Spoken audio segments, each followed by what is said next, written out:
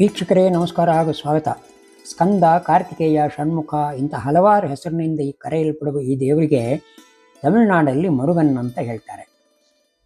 ತಮಿಳುನಾಡಿನಲ್ಲಿ ಇಂಥ ಹಲವಾರು ಮುರುಗನ್ ದೇವಾಲಯಗಳನ್ನು ಕಾಣಬಹುದು.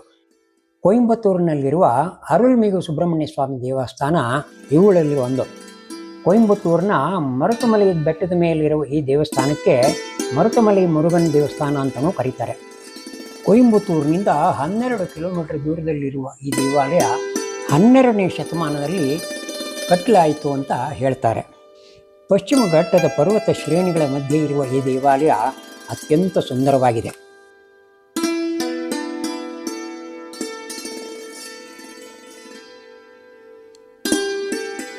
ಮತ್ತಿ ಅಥವಾ ಹೊಳೆ ಮತ್ತಿ ಎಂದು ಕರೆಸಿಕೊಳ್ಳುವಂತಹ ಅರ್ಜುನ ಮರಗಳು ಹೇರಳವಾಗಿರುವ ಈ ಪರ್ವತ ಶ್ರೇಣಿಗೆ ಮರುದಮಲೈ ಅಂತ ಹೇಳುತ್ತಾರೆ.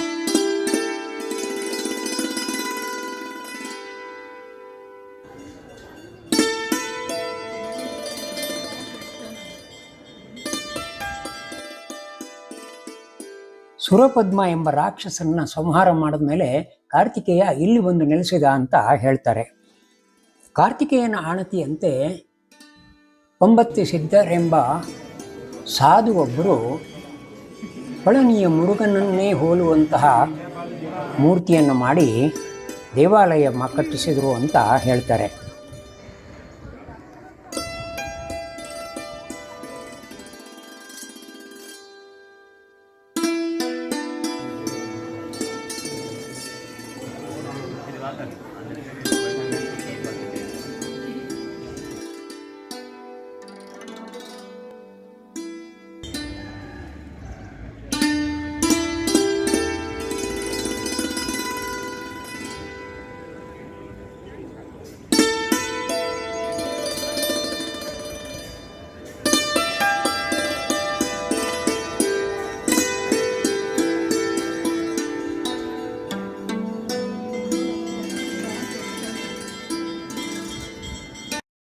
ವೀಕ್ಷಕರೇ, ಈ ವಿಡಿಯೋ ನಿಮಗೆ ಲೈಕ್ ಆಯಿತು ಅಂತ ಅಂದ್ಕೊಳ್ತೀನಿ. ದಯವಿಟ್ಟು ಸಬ್ಸ್ಕ್ರೈಬ್ ಮಾಡದೇ ಇರೋರು ಸಬ್ಸ್ಕ್ರೈಬ್ ಮಾಡಿಕೊಳ್ಳಿ.